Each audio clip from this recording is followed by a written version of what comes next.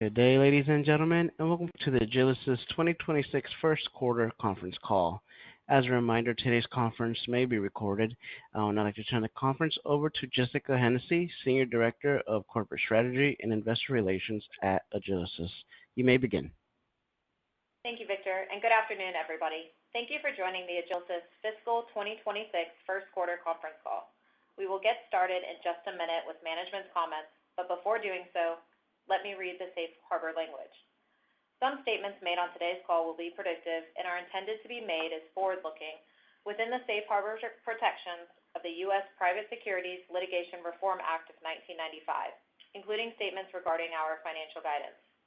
Although the company believes that its forward-looking statements are based on reasonable assumptions, such statements are subject to risks and uncertainties that could cause results to differ materially. Important factors that could cause actual results to vary materially from these forward-looking statements include our ability to achieve the provided guidance levels, maintaining sales momentum, the company's ability to convert the backlog into revenue, and the risks set forth in the company's reports on Form 10-K and 10-Q and other reports filed with the Securities and Exchange Commission. As a reminder, any references to record financial and business levels during this call refer only to the time period after Agilysys made the transformation to an entirely hospitality-focused software solutions company in fiscal year 2014. With that, I'd now like to turn the call over to Mr. Ramesh Srinivasan, President and CEO of Agilysys. Ramesh, please go ahead. Thank you, Jess. Good evening. Welcome to our fiscal 2026 first quarter earnings call. Joining Jess and me on the call today is Dave Wood, CFO at our Alpharetta, Atlanta headquarters. Let me cover sales and selling success first before moving to revenue, profitability, guidance increase, and other details. We measure sales in annual contract value terms. We continue to exclude from our sales numbers all aspects of the Marriott Property Management System PMS project, including those pertaining to services. Fiscal 2026 Q1 April to June sales was the second best quarter on record, following the preceding fiscal 2025 fourth quarter, which was the highest. Sales during Q1 was 24% higher than the comparable prior year period and was easily the best Q1 April to June period sales level we have seen. Combined overall sales of the last two quarters were 19%, that is 19% higher than the preceding 6-month period, while combined sales of only recurring fee bookings consisting of SaaS annual fees and annual maintenance fees were 34% higher than the preceding 6-month period. Fiscal 2021 April to June was our broadest and widest sales success quarter ever, with several different sales verticals achieving good to excellent sales levels. Q1 was the best sales quarter in food service management, FSM vertical, in the last 2.5 years. As reported during our previous calls, we went through a tough period with FSM sales during late fiscal 2024 and the first half of fiscal 2025. We are happy to report that we are now back in full form with point of sale POS sales in the FSM vertical. Q1 was also the second highest sales quarter for international sales, while the sequentially preceding quarter was the highest. We have seen good signs of our international business picking up steam during the last two quarters and are continuing to see good momentum, especially with respect to large multi-product deals.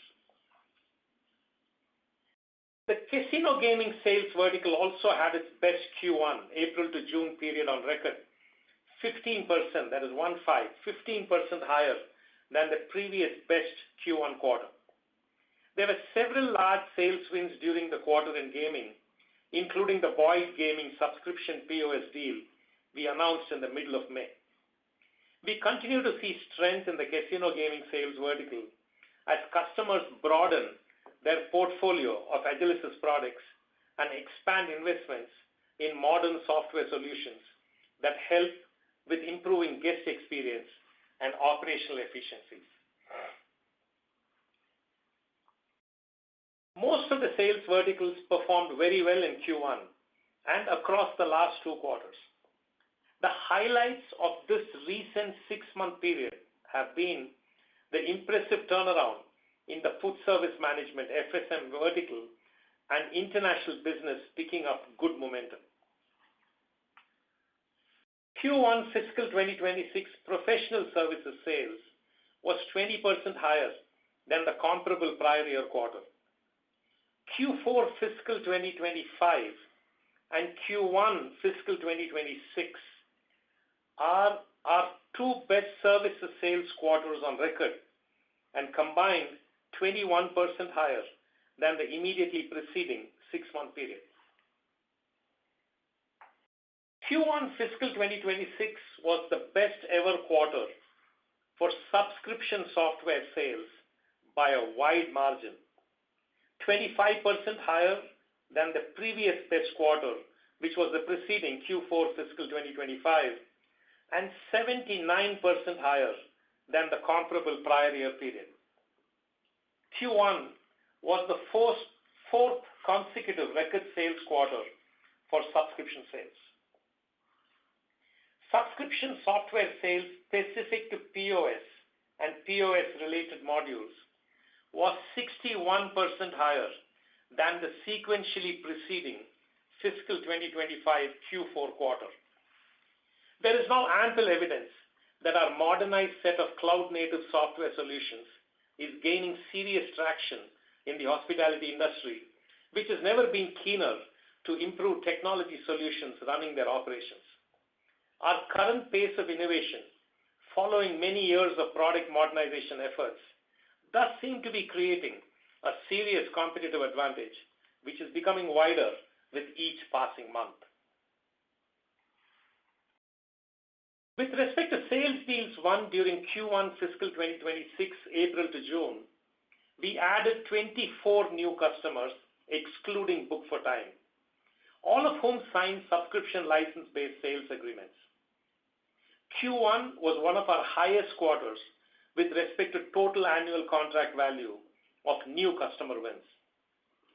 These 24 customers purchased an average of 6 products each. New customer deals, which included PMS solutions, involved an average of as high as 14 products per deal. The ability to provide an integrated ecosystem of software solutions that work well together and offer unique functional and feature advantages is becoming a fast-growing differentiator for us. Our extensive investment in the development of an integrated product ecosystem has already become one of the primary reasons for our excellent current sales win ratio. Such an ecosystem also creates enormous amounts of connected data for a multi-amenity resort or a similar customer property, which lends itself well to extracting significant differentiated value through use of AI and other tools. We are lucky to have completed all the required foundation modernization work across the product sets, while also creating an interconnected ecosystem of products, both of which are making the adoption of AI tools easier, more relevant, and effective. Various AI-based product enhancements are now being included in the recent and upcoming version releases, such as enabling personalized upselling through a dynamic PMS upgrade engine to suggest appropriate room upgrades and add-on amenities during check-in based on real-time factors like current occupancy, guest loyalty status, past stay behavior, and even staffing levels. AI-assisted concierge services, AI-powered natural language processing, AI-enabled booking of a curated set of guest-specific preferred amenities and creation of itineraries, AI-driven demand and availability-based pricing decisions, AI-based conversational food ordering, AI-enabled mechanisms for fulfillment of various guest-requested tasks, enhanced data analysis, and creation of AI agents that can help with various analysis and execution tasks within a customer property. All such AI-based enhancements currently being added to the product sets should produce tangible value for our customers and additional convenience for the guests they serve, thereby strengthening our growing competitive advantages. In addition, the use of AI tools is permeating across our internal business operations as well, making execution better and more efficient across several departments, including product development and professional services, to improve coding and implementation efficiencies, quality, and accuracy. AI agents-driven virtual assistant mechanisms for our customer support personnel and other such improvements across sales, marketing, IT, information security, finance, and legal. We are also being careful and cautious, though, while using various AI tools to ensure no exposure of our internal data to the outside world. Getting back to sales success during the quarter, we also added 69 new properties that were not using any of our software solutions before, but the parent company was already a customer. Of the 105 new properties added during the quarter across new and current customers, 104 were either partially or fully subscription software license-based. In addition, there were 93 instances of selling at least one additional software solution to properties which are already using one or more of our other products. In total, these 93 deals involved the sale of 224 products. This was the second highest quarter with respect to total annual contract value sales of new products to current customer properties. The sequentially preceding fiscal 2025 Q4 quarter was the highest. Moving on to revenue. Q1 fiscal 2026 overall revenue was $76.7 million, a record for the 14th consecutive quarter. Overall revenue was close to 21% higher than the comparable prior year quarter, driven by 44% year-over-year growth in subscription revenue and 16%, that is 16% growth in professional services revenue. Organic subscription revenue grew by 24% year-over-year, which in turn was driven by a 48% increase in subscription revenue pertaining to property management systems, PMS and PMS-related add-on software modules, and a 16% increase in point-of-sale POS and POS-related add-on modules. We expect the year-over-year subscription revenue growth rate pertaining to POS to increase going forward, given the recent turnaround in POS sales levels and the ongoing pace of POS implementations. Overall recurring revenue, including both subscription and annual maintenance, grew to a record $48.6 million in Q1, 28% higher than the comparable prior year period and 63.4% of total revenue. Subscription revenue was a record 65.6% of total recurring revenue. In absolute dollar terms, Q1 subscription revenue grew by $9.8 million year-over-year, which is the highest level of year-over-year growth we have seen until now. While understandably not surging higher like subscription revenue is currently, annual maintenance recurring revenue was also a record high this quarter, about 5% higher year-over-year. This is a good indication of the fact that our subscription revenue growth is coming from new and additional projects for the most part and is not based on cannibalization of annual maintenance. We continue to allow our customers to make their own decisions regarding their timing of moving to the cloud. Customer centricity is a big part of our organization culture. We exist to help our customers achieve their goals without any unnecessary pressure from their technology partner. Along with being record high quarters for subscription software sales, Q4 fiscal 2025 and Q1 fiscal 2026 were also the best 2 quarters for subscription project implementations, measured as the sum of annual recurring revenue, ARR, of all subscription projects implemented during the period. The extent of subscription ARR installed in the field during the recent 6 months was 47% higher than the immediately preceding 6-month period. Both subscription sales and implementations in the field have been off to a faster start this fiscal year than we anticipated going in. We are, therefore, increasing the subscription growth guidance for full fiscal year 2026 from the originally stated 25% to 27%. One-time product revenue consisting of perpetual software licenses and hardware revenue was just shy of $10 million, a bit less than our already low ongoing expectation for this revenue line.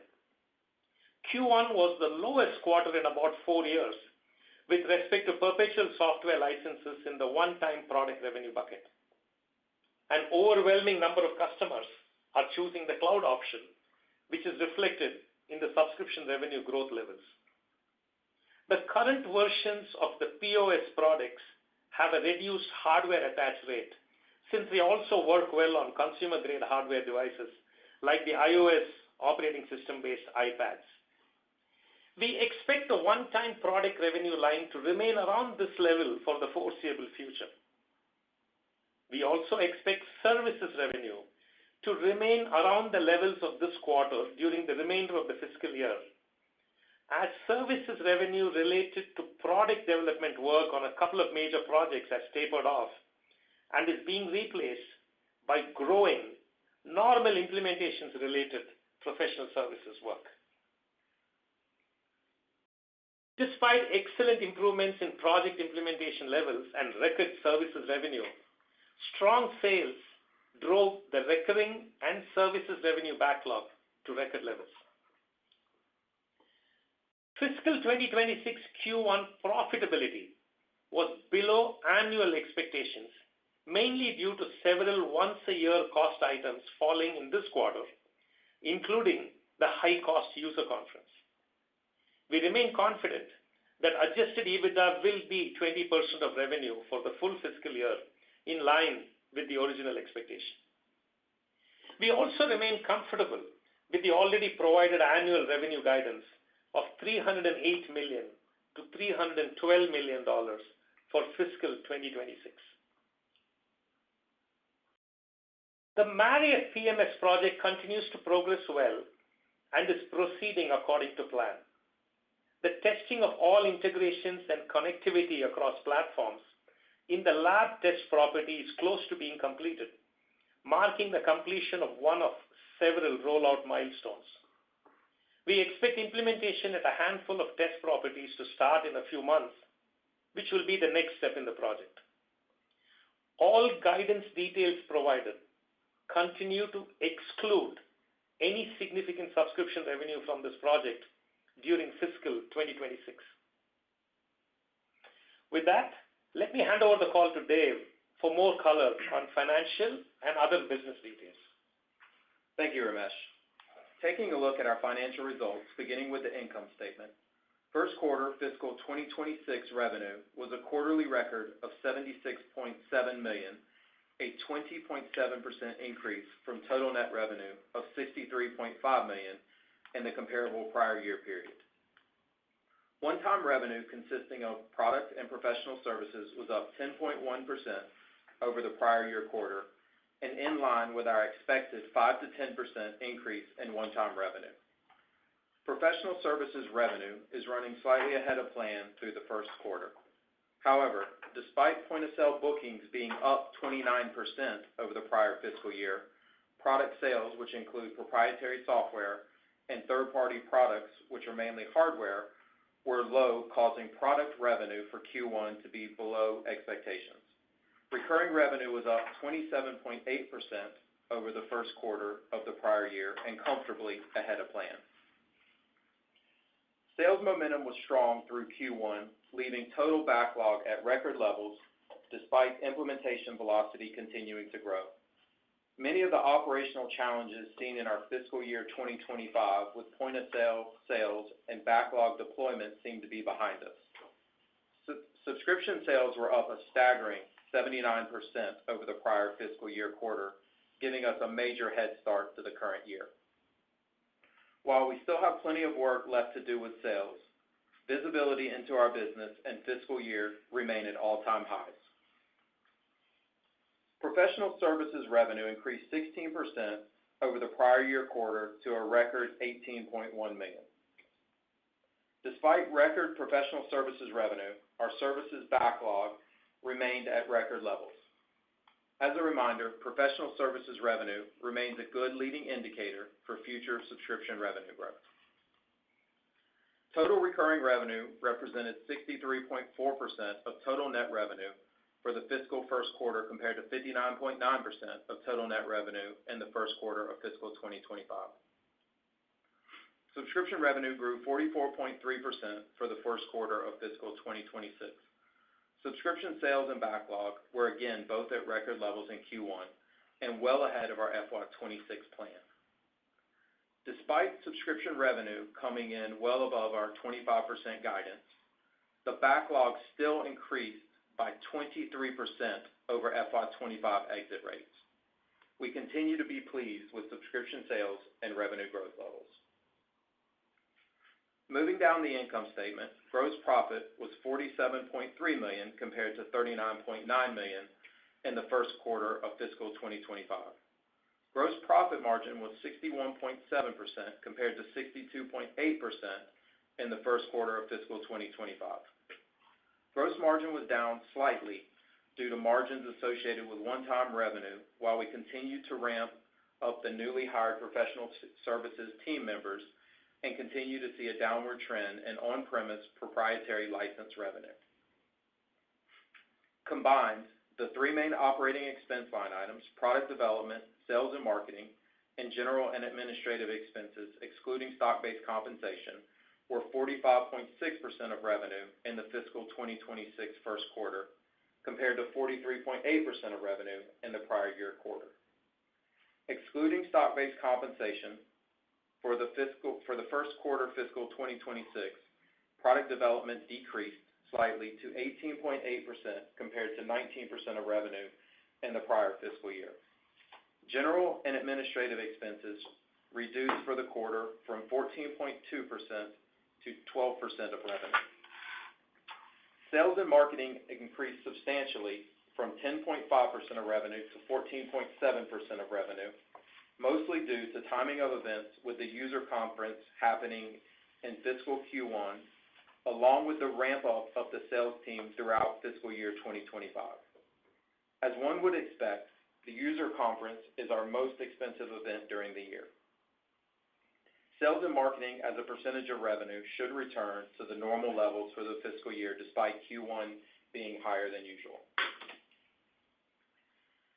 Operating income for the first quarter of $4.5 million, net income of $4.9 million, and gain per diluted share of 17 cents are lower than the prior year first quarter income of $5.7 million, $14.1 million, and a gain of 50 cents.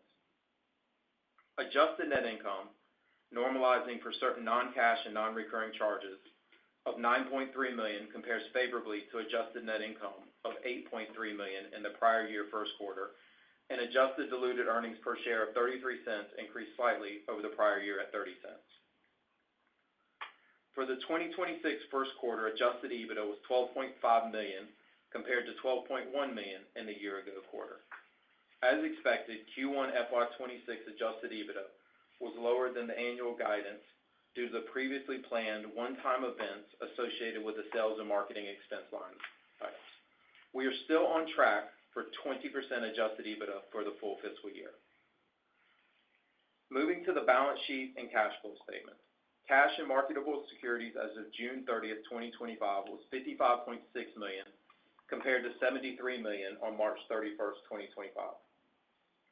As a reminder, Q1 is typically the lowest cash quarter due to timing of working capital events in the first half of the fiscal year.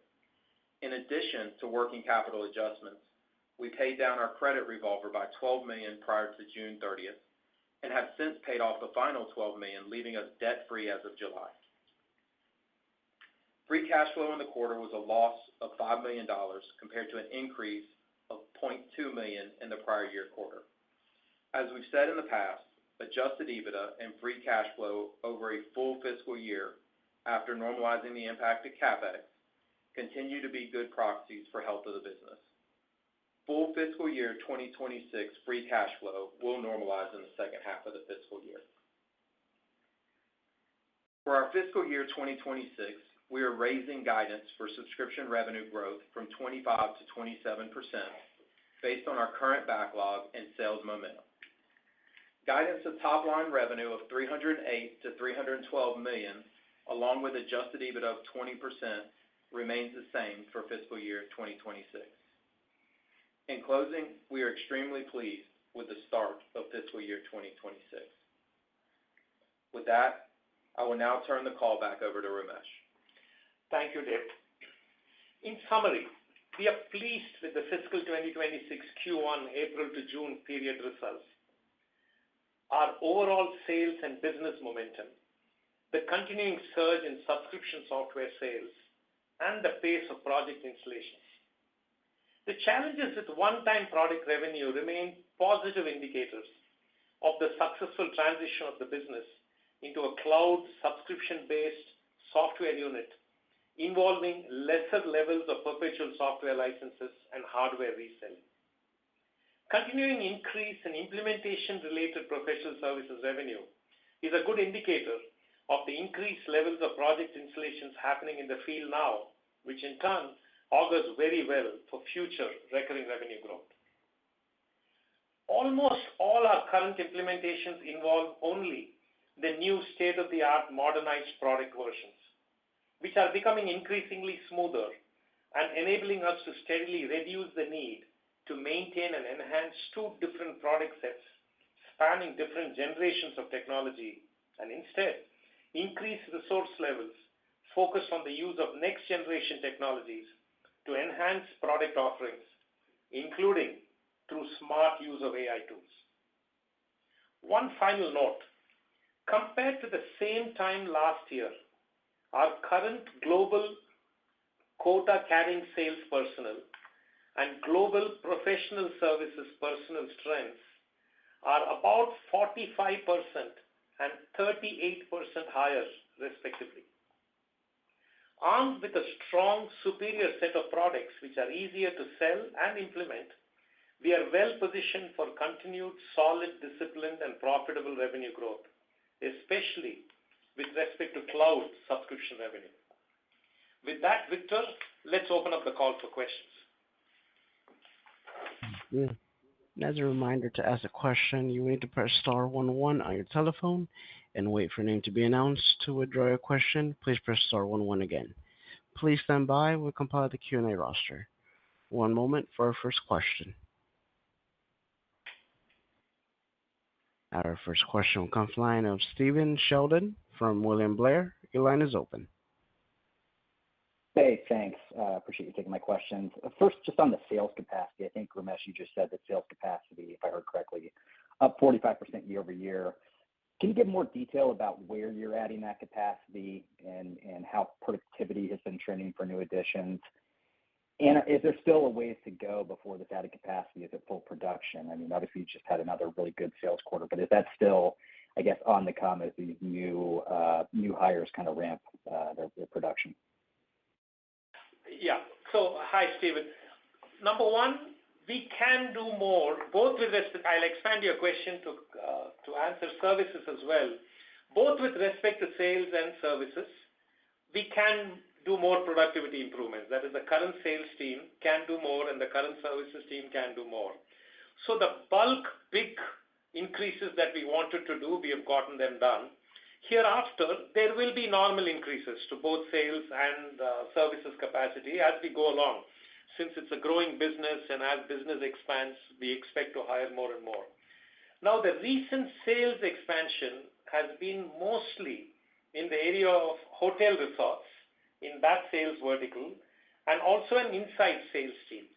We have created an inside sales team. We never had a dedicated inside sales team before. We have one now, which is very handy to create more opportunities. And a lot of our expansion has been in the hotel and resorts vertical. Now, it is already showing good results for us because, number one, we are knocking on more doors, and number two, we are opening more doors for us, which is crucial for us. Because our success rate, once customers take a detailed look at our company and our products, is very high, even more than what I can believe. So it's a matter of opening more doors for us, and that's happening successfully. A lot of the sales success we have had in the recent 6 months has to do with the newer hires who are knocking on more doors and opening more doors. And the biggest thing we have achieved with the hiring of the sales team, Stephen, is that we are covering the entire territory now, which we didn't do a great job of before. So a lot more discipline in territory coverage. We are knocking on more doors. We are opening more doors. So the recent sales expansion has really worked out well for us, but we have ways to go with respect to sales productivity. In terms of further expansion, that will happen as the business continues to grow. Got it. Really appreciate that detail. And then on the international side, I mean, it sounds like you're seeing momentum there pick up. You know, as we think about what you need to do to keep that going, I guess, is it more about marketing and adding sales capacity, or is there still a lot of work to do in terms of the product, in terms of integration and localization needed on the product side? I guess, what are kind of the holdups for that to become a bigger part of the revenue mix over time?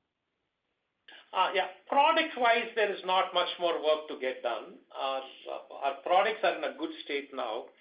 Now, both domestic and international, Stephen, if I'm asked to provide you the biggest advantage that we have, it is our ecosystem. It's the fact that we have invested and created an ecosystem of hospitality products, which is going to be very difficult to duplicate by our competition. You just can't go create a modernized ecosystem of hospitality solutions just like that. It doesn't happen overnight. So that's our single biggest advantage now, wherever we are selling. And that is resonating in international regions now because our international business momentum is now happening in two areas. One, our current customers are spending a lot more with us because they see the product sets we have. And two, with the bigger deals that involve multiple products. Both those are going well.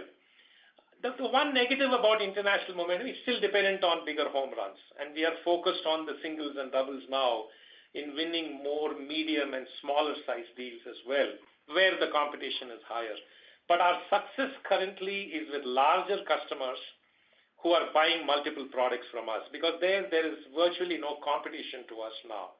Now, what do we need to do to maintain that momentum? We need to install these new projects that we have done well, create more reference customers, and that's going to create more business.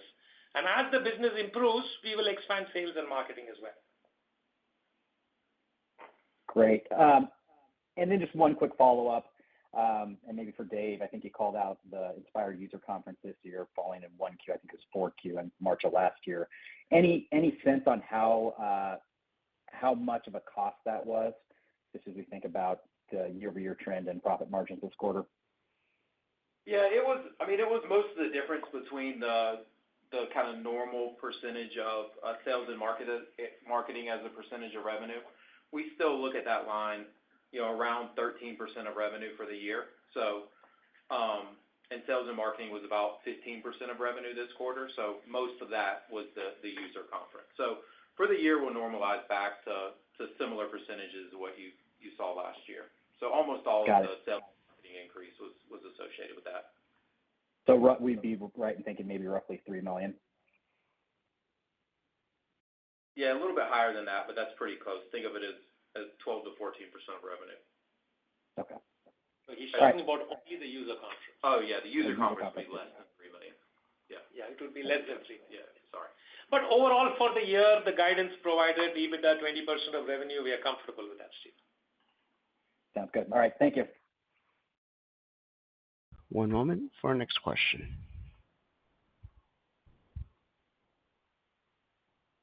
Our next question will come from the line of Matt Van Vliet from Cantor Fitzgerald. Your line is open. Yeah, good afternoon. Thanks for taking the questions. Maybe another follow-up on sort of the improvement in the overall sales organization and the growth there. But as you think about what Joe and even Terry joining on the marketing side, in terms of what their multi-year plan is to up-level the entire go-to-market team and sort of drive more top of the funnel as well, where do you feel like we are in terms of them rolling out their respective plans that you've come up with? Is there still more to be done in terms of programmatic improvements, or do we have most of the plan in place and this is the beginnings of the execution on that showing better results?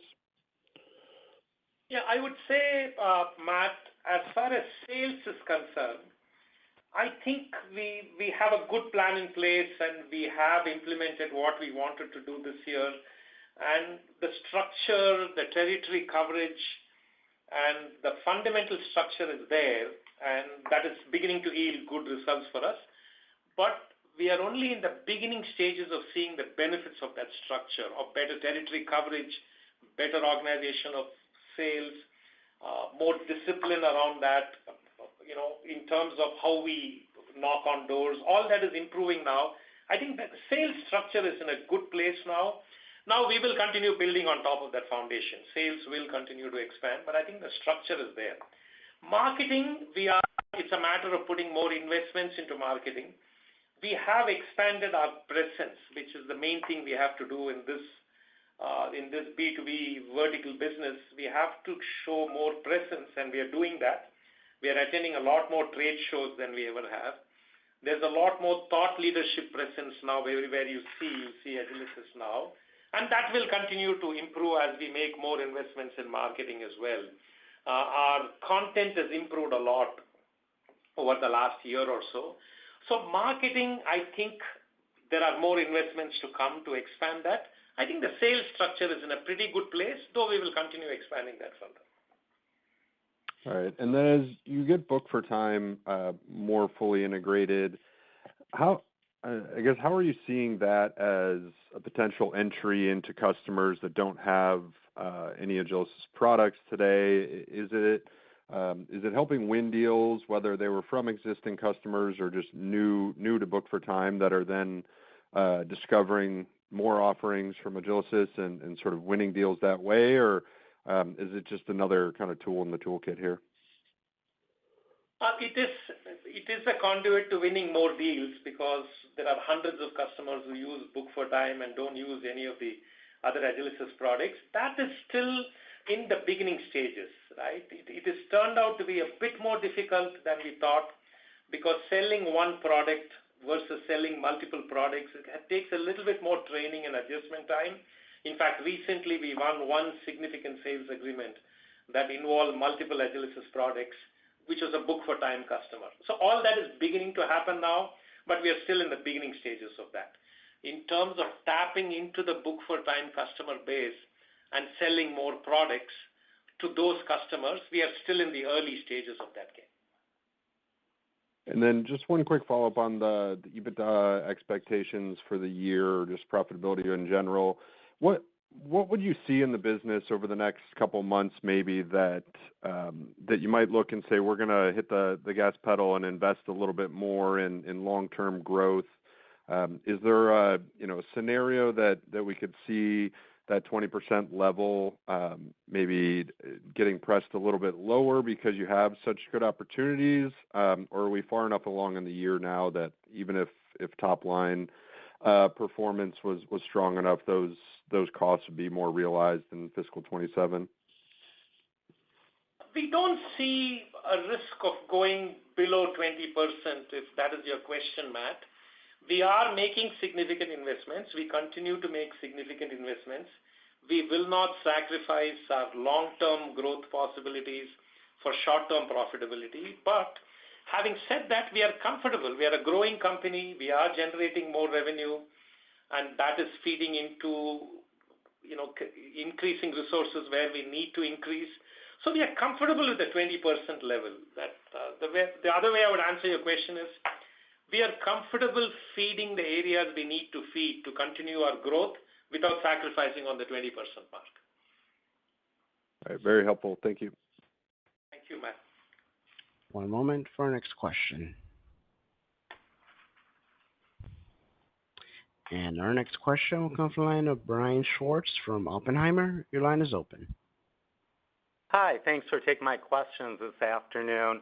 Ramesh, in terms of the success that you're having with the bookings, is it possible to maybe look a little bit under the covers between your core verticals, the HRC, the food and management, and then obviously the smaller cruise segment? But does the performance vary at all between new logos, expansion, and ARPU gains with the bookings among those three different segments? Overall, the big news about this quarter is we made a great comeback with FSM. We really are beginning to see momentum with international sales. Having said that, hotel resorts, casino gaming, and the verticals that we are normally strong at continue to do well. Cruise ships again had a good quarter in Q1 as well. So this was the broadest based sales success that we have seen in our history, in fact. In terms of this many verticals doing well at the same time in the same quarter was very encouraging to us. Now, on the other hand, this was also a good quarter for sales from new customers. And sales from current customers who continue to buy more products from us continues to be at record levels. So the only one where we can say we could improve further, that was not a great quarter, it was a good quarter, was for new sites. And for that, as we sign more multi-property big customers, that will also make a comeback during the subsequent quarters. So now, in terms of new customer in each vertical, a lot of new customers are signing up with us in hotels and resorts. In gaming is more skewed towards current customers buying a lot more from us. And we are beginning to sign a lot of new customers in FSM and international as well. Thank you. And then one follow-up for Dave. The subscription revenue growth in the quarter, it accelerated very slightly. And I was just wondering, was that reflective that maybe you had faster go lives, you recognized revenue a little bit faster, or you had a stronger start to the quarter? I'm just wondering what drove a little bit of the faster growth in the subscription revenue in the quarter. Thank you. Yeah, it was really both. We gave a lot of commentary. Obviously, the subscription bookings did a lot better than we expected. So sales, it obviously always starts with sales, and that was really strong for the quarter. And then we always look at the professional services line as a good leading indicator. So I would say professional services being north of $18 million gave us a very strong start to the quarter too with SaaS go live. So it was really both. It was a tremendously strong sales quarter, and it was kind of 6 months of some of the operational hiccups we had in our 2025 fiscal year kind of being behind us.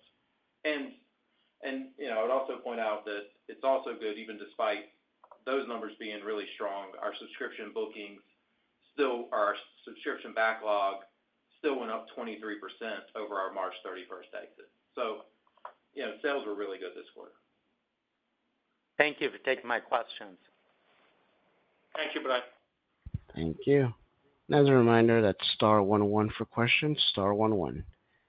One moment for our next question. Our next question will come from the line of Logan Lillyhog from Craig-Hallum Capital Group. Your line is open.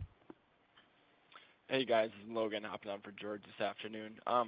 Ramesh, you talked about some interesting ways that you guys are leveraging AI kind of for end customers through the product set. Can you maybe just give us a sense for where you think that roadmap goes in the next year and sort of what kind of differentiator you think that can be for you? Yeah. Hi, Logan. Yeah. So before we talk about AI, the lucky part is and the good part is that we did the modernization over the last few years and also created an ecosystem of products. Both of them have placed us in a very good position where you can now infuse AI into our products in a very in a very effective way that gives us competitive advantages that are going to be difficult to duplicate for the competition. So we are now. So you think of AI in sort of two different ways. One, what are we doing with our products? So there are a lot of enhancements in every one of our products that we are introducing now that are AI-based, and they are adding tremendous advantages to the product. They are enhancing the product significantly.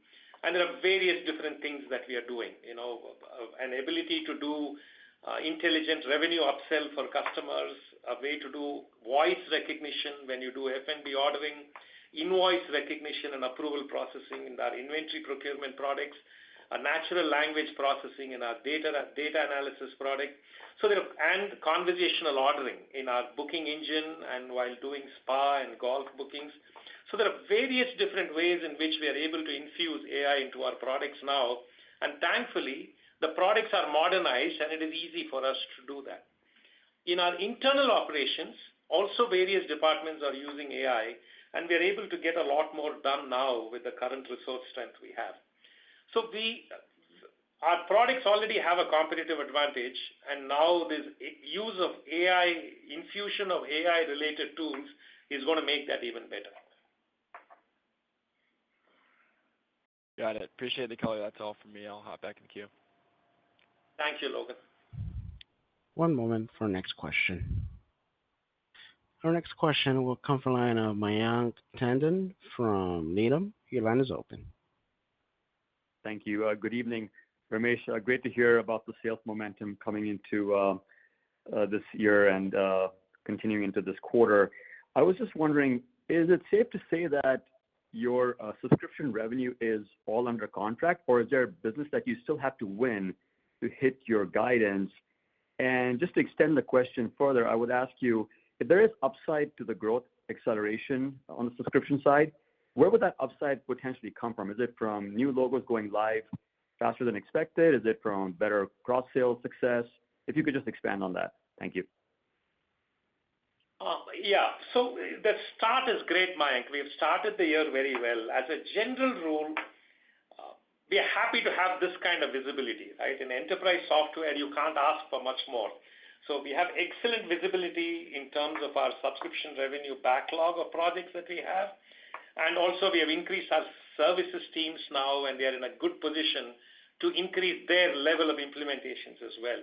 So we saw an inflection point about a couple of quarters ago when both subscription sales and the level of implementation of subscription projects took a clear inflection upwards from what it was for the previous many quarters. So that inflection is really helping us now and is helping us get this year started off very well. But in terms of achieving the annual revenue and other targets, it depends on both. It depends on the starting backlog. It depends on continuing good sales levels. And for us, we are lucky and happy that both of them are going very well. Our current sales momentum, especially with respect to subscription software sales, is going very well. And our rate of implementations of subscription products has also increased very well because the products are easier to implement now. They've been in the field for 2-3 years, and they are becoming easy to implement. So as long as we continue the current rate of improvement and what we have been doing for the last 6 months or so, I think we will do well, and the rate of growth will continue to increase. Got it. Very helpful. And then I wanted to ask you also about the M&A strategy going forward, given that you've had some early success with Book for Time. Good to hear. So just curious, is this maybe a reason to pursue further M&A? Are you being opportunistic? And if you were to do more M&A, what would be potentially your focus area? Would it be around expanding your geographic reach? Would it be expanding your capability set? If you could just provide any color around that, that would be helpful. Thank you. Yes, Mayank. There are more opportunities that are coming our way than usual in M&A, but we remain patient, we've always said we remain patient, we remain conservative, we remain opportunistic. So this is an organic growth company. We have done all the product investments. We have done all the investments to expand sales and services, and our products are in a great state now. The ecosystem is a big advantage for us. So there is enough organic growth ahead of and the organic growth ahead of us is huge.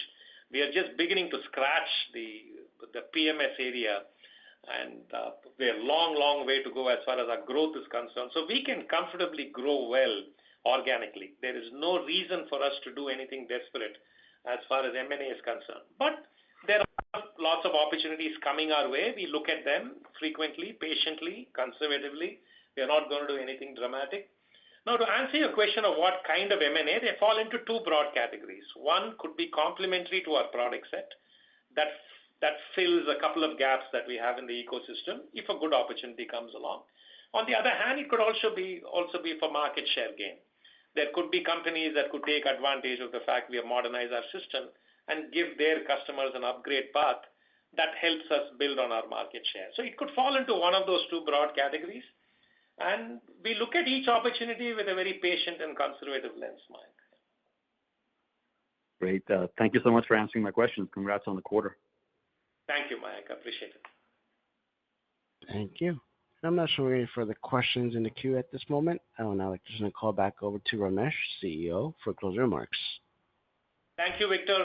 Thank you all for your continued guidance and support. Please take great care, enjoy the rest of the summer, and we'll catch up with you all again soon. Thank you.